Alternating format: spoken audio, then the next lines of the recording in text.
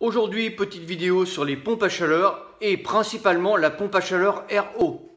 Alors pourquoi j'ai choisi la pompe à chaleur RO? Parce que c'est celle qui s'adapte le plus à ton réseau de chauffage existant.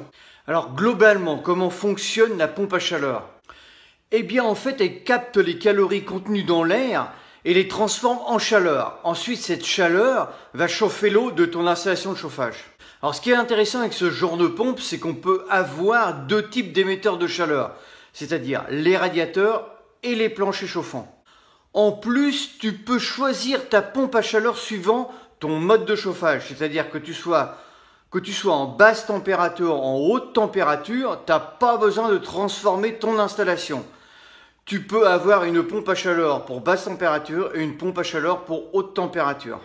Alors cette pompe à chaleur, tu peux l'avoir avec production d'eau chaude et sans production d'eau chaude.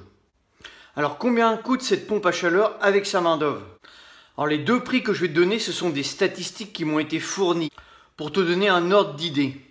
Alors la pompe à chaleur sans production d'eau chaude, la main d'œuvre plus le matériel va tourner autour de 11 300 € TTC. Et la pompe à chaleur avec production d'eau chaude, matériel et main d'œuvre va tourner autour de 12 950 € TTC. Et toujours suivant les statistiques, le retour sur investissement se fera entre 6 et 7 ans. Et pour ce qui est de l'entretien annuel, on va tourner en moyenne autour de 400 €. Alors ensuite, que va-t-on choisir comme fabricant pour acheter cette fameuse pompe à chaleur? Alors moi, je t'ai relevé 4 noms de fabricants qui ont une réputation assez sérieuse. Donc le premier fabricant, ça va être Mitsubishi. Le deuxième fabricant, ça va être Hitachi. Le troisième, Seat. Et le quatrième, Daikin. Donc voilà, donc c'est vraiment les 4 qui, pour moi, à mon sens, qui tiennent la route pour pouvoir fournir ce genre de matériel. Après, il y en a plein d'autres, mais voilà, ne cherche pas midi à 14 h. Prends vraiment les fabricants qui ont l'habitude de fournir ce genre de matériel. Ensuite, on peut parler de la consommation électrique, puisque la pompe à chaleur se nourrit principalement d'électricité. Quelle va être ta consommation électrique avec cette pompe à chaleur? Eh bien, elle va dépendre de beaucoup de choses. Déjà, dans un premier temps, ça va dépendre de la taille de ton logement. Plus que ton logement est grand, forcément, plus que tu vas consommer. Après, ça va être la puissance de ta pompe à chaleur. Ensuite, ça va être le réglage de ta pompe à chaleur. Si elle est mal réglée, elle consommera plus. De l'isolation de ton logement. Si tu as un logement qui est mal isolé, ta chaleur va s'en aller et tu consommeras plus puisque ta pompe à chaleur sera en demande. Ensuite, ça va être de ta région, c'est-à-dire tes conditions climatiques. Si tu es dans une région très très froide, forcément que tu auras plus de demandes que si par exemple tu es dans le midi. Ensuite, ça va être la conception de ta pompe à chaleur. Moins que tu paieras pour ta pompe à chaleur, moins qu'elle sera fiable par rapport à une pompe à chaleur que tu auras achetée 2 fois ou 3 fois plus cher. Donc ta consommation électrique peut jouer principalement avec ce genre de modèle qui est peu fiable. Et voilà, la différence se fera entre ce modèle-là et l'autre qui sera beaucoup plus fiable. En résumé, ne prends pas le premier prix, essaye d'avoir un matériel entre les deux, entre le bas de gamme et le haut de gamme.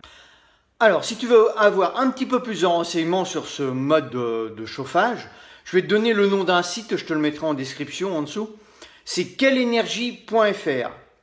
Alors, ce site va te permettre déjà dans un premier temps, il y a de tout, il y a de la chaudière, il y a même du solaire, il y a de la pompe à chaleur et tout, déjà qui va donner pas mal de renseignements. Ensuite, tu vas pouvoir faire une statistique au niveau de ton énergie, au niveau de ton isolation. Si tu veux demander un devis gratuit, voilà, il y a rien, ça t'engage à rien. Un devis gratuit pour faire des comparaisons, pour regarder un petit peu ce que ça te coûterait. Voilà. Donc ce site-là est vraiment, je trouve qu'il est vraiment bien pour vraiment se prendre des renseignements pour pouvoir se cibler un petit peu sur son mode de chauffage. Bon, voilà moi ce que je pouvais te dire sur ce mode de chauffage. Maintenant, si j'avais une recommandation à te faire, c'est de prendre ton temps. Tu as vu, c'est un gros investissement. Avant de te lancer, avant de faire des travaux, fais des simulations. Déjà dans un premier temps énergétique, fais faire des devis. Voilà, regarde un petit peu ton isolation, voilà, fais faire des devis, déjà voilà, fais faire des devis et pour faire des comparaisons. C'est-à-dire que quand tu vas prendre un spécialiste de la pompe à chaleur, parce que voilà, prends pas non plus n'importe qui pour faire ça, prends vraiment les spécialistes, parce que voilà, il y a des entreprises qui font que ça. Prends un spécialiste de la pompe à chaleur. Toi, déjà, de ton côté, tu auras fait des simulations, tu auras fait des devis, et là, tu vas pouvoir faire des comparaisons avec cette entreprise. Voir si, voilà, si ça correspond. Si ça correspond, il n'y a pas de souci. Si à quelque chose près, tes devis à toi avec eux, cette entreprise qui va te donner, si ça correspond, il n'y a pas du tout de souci. Par contre, s'il y a des gros écarts d'argent ou de matériel ou voilà, de puissance, etc., voilà, il y aura des questions à se poser. Ben écoute, j'espère que cette vidéo va pouvoir t'aider. Si tu l'as aimé, like, partage-la. Si tu arrives sur ma chaîne, abonne-toi, il y a le petit logo qui est juste ici. Et puis moi, je te retrouve sur une prochaine. Je te dis ciao, ciao, à plus tard. Porte-toi bien, salut.